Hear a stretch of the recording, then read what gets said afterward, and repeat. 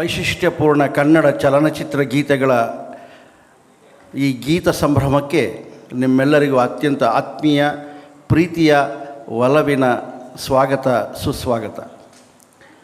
ಬಂಧುಗಳೇ, ಗಾನ ವೈದ್ಯಲೋಕ ಆರಂಭವಾಗಿ ಇಂದಿಗೆ 5 ವರ್ಷಗಳು ಸಂದಿವೆ. ಗಾನ ವೈದ್ಯಲೋಕಕ್ಕೀಗ 5 ವರ್ಷದ ಕೂಸು. ಈ 5 ವರ್ಷದ ಸಂಭ್ರಮ ವೈಶಿಷ್ಟ್ಯಪೂರ್ಣ ಗೀತೆಗಳ ಮೂಲಕ ನಿಮಗೆ ರಂಜಿಸಲಿದೆ. ಪರಿವರ್ತನೆ ಜಗದ ನಿಯಮ ಅಂತ ಕರಿತೇವೆ ನಾವು.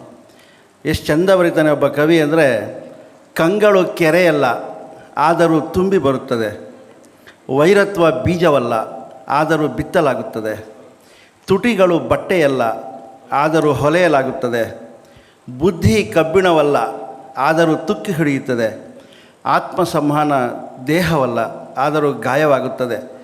ಕೊನೆ ಲೈನ್ ಎಷ್ಟು ಜನ ಬರೀತಾನೆ ಅಂದರೆ, ಮನುಷ್ಯ ಋತುಮಾನವಲ್ಲ ಆದರೂ ಬದಲಾಗುತ್ತಲೇ ಇರುತ್ತಾನೆ ಅಂತ. ಎಷ್ಟು ಅದ್ಭುತವಾದ ಮಾತಲ್ವ.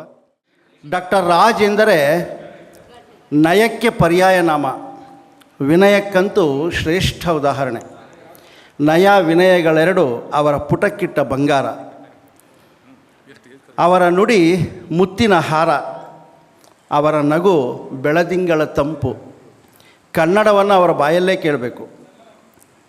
ಕಲ್ಲು ಸಕ್ಕರೆ ಸವಿದಂತೆ, ಶುದ್ಧ, ಸರಳ, ಸೌಜನ್ಯಪೂರ್ಣ ಹಾಗೂ ಭಾವಪೂರ್ಣ. ಅವರೇ ಕನ್ನಡದ ಮುತ್ತು, ಕನ್ನಡದ ಮಾಣಿಕ್ಯ, ಕರ್ನಾಟಕ ರತ್ನ, ಪದ್ಮಭೂಷಣ.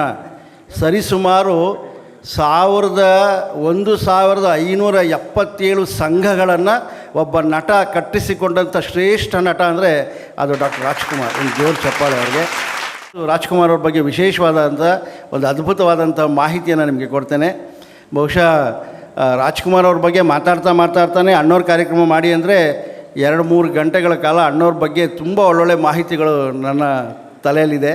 ತುಂಬ ವಿಶಿಷ್ಟವಾದ ಮಾಹಿತಿಗಳಿವೆ. ಅಣ್ಣವರ ನೆನಪಿನೋತ್ಸವ ಅಂತಲೇ ಒಂದು ಕಾರ್ಯಕ್ರಮ ಮಾಡಬೇಕು, ಬಹಳ ಸೊಗಸಾದ ಕಾರ್ಯಕ್ರಮ ಮಾಡ್ಬೋದು.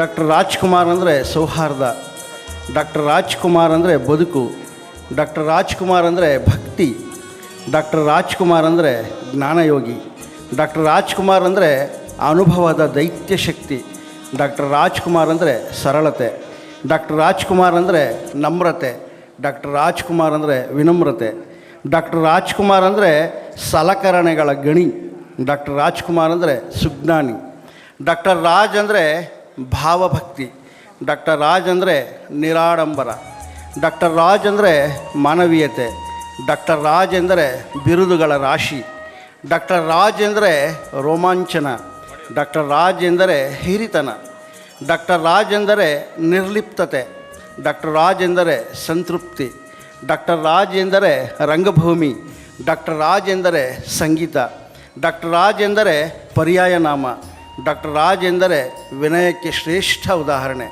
ಯಾಕಿದನ್ನೆಲ್ಲ ಹೇಳಿದೆ ಅಂದರೆ, ಒಂದು ಲೇಖನ ಮಾಡಿದ್ದೀನಿ ನನ್ನ ಅಣ್ಣವ್ರ ಬಗ್ಗೆ.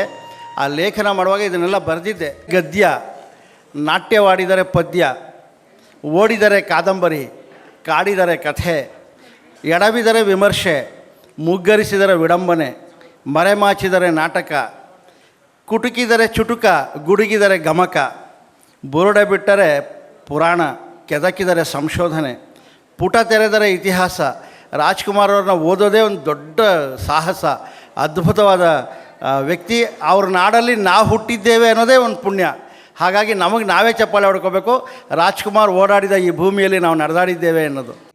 ಅಮೇರಿಕಾ ಸರ್ಕಾರ ಒಂದು ಸಮಿತಿ ಮಾಡುತ್ತೆ, 5-8 ಜನ ಸಮಿತಿ ಮಾಡಿ ಅವ್ರು ಹೇಳ್ತಾರೆ, ಇಡೀ ಪ್ರಪಂಚದಲ್ಲಿ ಯಾರನ್ನಾರು ಒಬ್ಬ ವ್ಯಕ್ತಿ ಹುಡುಕೊಂಬನ್ನಿ, ಅವ್ರಿಗೆ ನಾವು ಅಂತಾರಾಷ್ಟ್ರೀಯ ಪ್ರಶಸ್ತಿ ಕೊಡ್ತೀವಿ, ಆ ಪ್ರಶಸ್ತಿಗೆ ಭಾಜನರಾಗುವ ಇಡೀ ಪ್ರಪಂಚದಲ್ಲಿ ಯಾರು ಒಬ್ಬ ವ್ಯಕ್ತಿನ ಹುಡುಕೊಂಬನ್ನಿ ಅಂತ ಸಮಿತಿ ಮಾಡ್ತಾರೆ.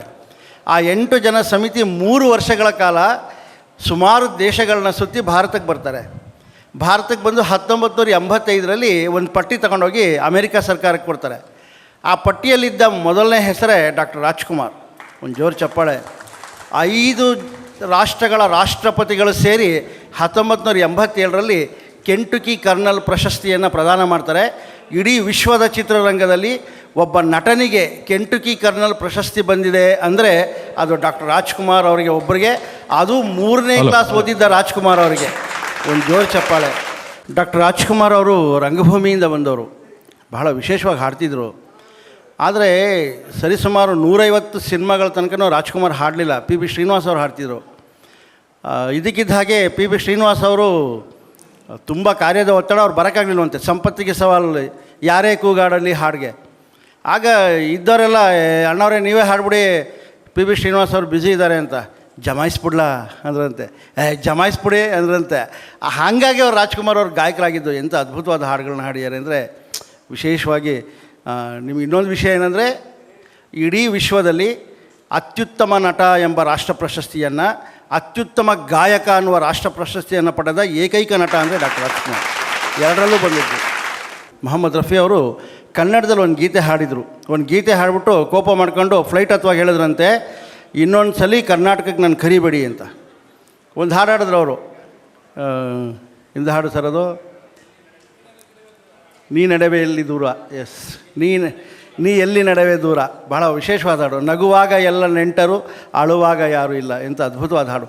ಆ ಗೀತೆ ಹಾಡ್ಬಿಟ್ಟು ಇನ್ನೊಂದು ಸಲ ಕರಿಬೇಡಿ ನಾನು ಕರ್ನಾಟಕಕ್ಕೆ ಅಂತ ಹೊರಟೋದ್ರಂತೆ. ಕರೆದವ್ರು ಭಾಳ ಬೇಜಾರು ಮಾಡ್ಕೊಂಡ್ರು. ಇದೇ ಹಿಂಗೆ ಅಂದ್ಬಿಟ್ರಲ್ಲ ಇವರು, ನಾವು ಕರ್ನಾಟಕದಲ್ಲಿ ಏನಪ್ಪ ಕಡಿಮೆ ಮಾಡಿದ್ವಿ ಅಂತ. ಅವ್ರು ನೋಡಿಕೊಂಡು ಹೋದ್ರಂತೆ. ಏನು ಸರ್ ಹಿಂಗೆ ಅಂದ್ಬಿಟ್ರೆ, ನಾವೇನು ಪೇಮೆಂಟ್ ಏನಾದ್ರು ಕಡಿಮೆ ಕೊಟ್ವಾ? ಪೇಮೆಂಟ್ ಯಾರಪ್ಪ ನಿಮ್ಮನ್ನು ಕೇಳಿದವರು ಅಂದ್ರಂತೆ. ಮತ್ತು ಏನು ಸರ್ ಇಷ್ಟು ನಮಗೆ ಭಾಳ ಬೇಜಾರಾಯಿತು ಅಂದಿದ್ದಕ್ಕೆ ಅಂದ್ರಂತೆ, ನನ್ನನ್ನು ಕರ್ಕೊಂಡೋಗಿ ಕರ್ನಾಟಕದಲ್ಲಿ ಹಾಡಿಸ್ತಿರಲ್ಲ, ಕರ್ನಾಟಕದಲ್ಲಿ ಹಾಡೋರಿಲ್ವಾ, ಅವ್ರಿಗೆ ಅವಕಾಶ ಆಗೋದು ಬೇಡವಾ, ಏನಕ್ಕೆ ಕರಿತೀರ ನನ್ನ, ಅವ್ರ ಕೈಲಿ ಹಾಡಿಸಿ ಅಂತ. ಎಷ್ಟು ದೊಡ್ಡ ಮನಸ್ಸಲ್ವ ಅವ್ರದ್ದು. ಮೊಹಮ್ಮದ್ ರಫಿ ಅವರು ಅವ್ರ ಕೈಲಿ ಹಾಡಿಸಿ, ಕರ್ನಾಟಕದವ್ರಿಗೆ ಅವಕಾಶ ಸಿಗಬೇಕು, ನನಗೆ ಇಲ್ಲಿ ಹಿಂದಿಲಿ ಹಾಡ್ತಾ ಇರ್ತೀನಿ ನಾನು ಅಂದ್ರಂತೆ. ಎಷ್ಟೇ ಮನೆ ಕಟ್ಸು, ಯಾರೋ ಅಭಿಮಾನಿ ಹೇಳಿದ್ದಿದ್ದು ಮಾತು, ನಾನಲ್ಲ. ಎಷ್ಟೇ ಮನೆ ಕಟ್ಸು, ಅದು ಕಸ್ತೂರಿ ನಿವಾಸ ಆಗಲ್ಲ. ಎಷ್ಟೇ ವಾಹನ ತಗೋ, ಅದು ಬೊಬ್ರು ವಾಹನ ಆಗಲ್ಲ. ಎಷ್ಟೇ ಕನಸು ಕಾಣು, ಅದು 2 ಕನಸು ಆಗಲ್ಲ. ಎಷ್ಟೇ ಸತ್ಯ ಹೇಳ್ತೀನಿ ಅಂದರೂ ಸತ್ಯ ಹರಿಶ್ಚಂದ್ರ ಆಗಲ್ಲ. ಎಷ್ಟೇ ಗಂಡುಗಳು ಬರಲಿ, ಯಾರೂ ಬಹದ್ದೂರ್ ಗಂಡು ಆಗಲ್ಲ. ಎಷ್ಟೇ ರಾಜರು ಬರಲಿ, ಯಾರೂ ನಮ್ಮ ರಾಜಣ್ಣ ಆಗಲ್ಲ ಅನ್ನೋದು ರಾಜ್ಕುಮಾರ್ ಅವರು. ನಾನು ಆಗಲೇ ಹೇಳಿದೆ, ಕೆಂಟುಕಿ ಕರ್ನಲ್ ಪ್ರಶಸ್ತಿ ತೊಗೊಳಕ್ಕೆ ಅಮೇರಿಕಕ್ಕೆ ಹೋಗಿ ಅವ್ರು ಎಲ್ಲೇ ಪ್ರಶಸ್ತಿ ತೊಗೊಂಡ್ರು ಮೊದಲು ಸಲ ಅವ್ರ ಅಮ್ಮನ ಕೂರಿಸ್ಕೋಬೇಕಾಗಿತ್ತಂತೆ. ಅಮೇರಿಕಕ್ಕೆ ಹೆಂಗೆ ಕರ್ಕೊಂಡು ಹೋಗೋದು, ಬಹಳ ದೂರ, ವಯಸ್ಸಾಗಿತ್ತು. ತಿಪ್ಪೂರು ರಾಮಸ್ವಾಮಿ ಅವ್ರು ಹೇಳಿದ್ರಂತೆ, ಬೇಡ ಅದೆಲ್ಲ ಆಗಲ್ಲ, ತುಂಬ ದೂರ ಅಂತ. ಆಯಿತು ನೋಡೋಣ ಅಂಥೇಳಿ ಹೊರಟೋದ್ರು. ಅವ್ರ ಅಮ್ಮನ ಕರ್ಕೊಂಡು ಹೋಗದೆ ಯಾವ ಪ್ರಶಸ್ತಿನೂ ತಗೋತಿರ್ಲಿಲ್ಲ ಅವರು. ಅಮೇರಿಕ ದೂರ ಅಲ್ಲ, ಸರಿ ಆಯಿತು ಬಿಡು ಏನೋ ಮಾಡೋಣ ಅಂತ ಹೊರಟೋದ್ರು. ಪ್ರಶಸ್ತಿ ತಗೊಂಡು ಬಂದ್ರಂತೆ ಅಮೇರಿಕಾದಿಂದ. ಆದರೆ ಪತ್ರಿಕೆಯಲ್ಲೆಲ್ಲ ಬಂತು, ಕೆಂಟುಕಿ ಕರ್ನಲ್ ಪ್ರಶಸ್ತಿ ತಗೊಂಡ ಡಾಕ್ಟರ್ ರಾಜ್ಕುಮಾರ್ ಅವರು ಮೊದಲು ಅವ್ರ ಅಮ್ಮನಿಗೆ ನಮಿಸಿದರು. ರಾಮಸ್ವಾಮಿ ಅವರು ನೋಡಿ, ಅವ್ರ ಅಮ್ಮನೂ ಕರ್ಕೊಂಡು ಹೋಗಿದ್ರಾ ಅಂತ ಕೇಳಿದಂತೆ ರಾಮಸ್ವಾಮಿ ಅವರು ರಾಜ್ಕುಮಾರ್ ಅವ್ರಿಗೆ, ಅಲ್ಲ ಕಣಯ್ಯ, ಅಷ್ಟೊಂದು ದೂರ ಕರ್ಕೊಂಡು ಹೋಗಿದೆಯಲ್ಲ ಪಾಪ ವಯಸ್ಸಾಗಿರೋನು. ಅದಕ್ಕೆ ರಾಜ್ಕುಮಾರ್ ಹೇಳಿದ್ರಂತೆ, ಇಡೀ ಪ್ರಪಂಚನೇ ತೋರಿಸಿರೋಳು ನಮ್ಮವ್ವನ ಅಮೇರಿಕಾ ತೋರ್ಸೋಕ್ಕಾಗಲ್ವೇ, ಅದಕ್ಕೆ ಕರ್ಕೊಂಡು ಹೋಗಿದ್ದೆ ಅಂದ್ರಂತೆ ರಾಜ್ಕುಮಾರ್. ಇದು ಅಣ್ಣವರು ಅಂದರೆ. ಅದಕ್ಕೆ ನಾವು ಎಲ್ಲವನ್ನೂ ಸಂಸ್ಕಾರವನ್ನು ಅಣ್ಣವರಿಂದ ಕಲಿತೇವೆ ಅಂತ. ನಗಲಿಕ್ಕೂ ಮಾರ್ಮಿಕವಾಗೂ ಬರೀತಾರೆ, ಬಹಳ ಅರ್ಥಗರ್ಭಿತವಾಗೂ ಬರೀತಾರೆ. ಒಂದು ವರದಕ್ಷಿಣೆ ಪಿಡುಗು ಅಂತ ತಗೊಂಡ್ರೆ ಸುಮ್ಮನೆ 4 ಸಲ ಬರೀತಾರೆ, ಎಷ್ಟು ಚಂದ ಬರೀತಾರೆ ನೋಡಿ. ನಾನು ಮದುವೆಯಾಗುವ ಹುಡುಗಿ, ಕೈ ತಂದರೆ ಸಾಕು, ಕೈ ತುಂಬ ಹಣ, ಮೈ ತುಂಬ ಚಿನ್ನ, ಅವಳು ಹೇಗಿದ್ದರೂ ಸೈ, ಅವಳೇ ನನಗೆ ಐಶ್ವರ್ಯ ರೈ ಅಂತ ಬರೀತಾರೆ. ಎಷ್ಟು ಚಂದ ಬರೀತಾರೆ ರೀ, ಎಷ್ಟು ಅದ್ಭುತವಾದ ಸಾಲುಗಳು. ತುಂಬ ಚೆನ್ನಾಗಿತ್ತು ಮೈಕ್, ತುಂಬ ಒಳ್ಳೆ ಸೌಂಡ್ಸ್ ಕೊಟ್ರಿ. ಹಾಗೆ ವೈಶಾಲಿ ಮೇಡಮ್, ಥ್ಯಾಂಕ್ ಯು, ನನ್ನೂ ತೋರಿಸಿದ್ರಿ, ಒಳ್ಳೆ ವಿಡಿಯೋ. ಜೊತೆಗೆ ನಿಮ್ಮೆಲ್ಲರೂ ಚಪ್ಪಾಳೆಗಳಿಗೆ ಮತ್ತಷ್ಟು ಮಗದಷ್ಟು ಥ್ಯಾಂಕ್ಸ್ ಹೇಳಿದ್ರು ಸಾಲದು.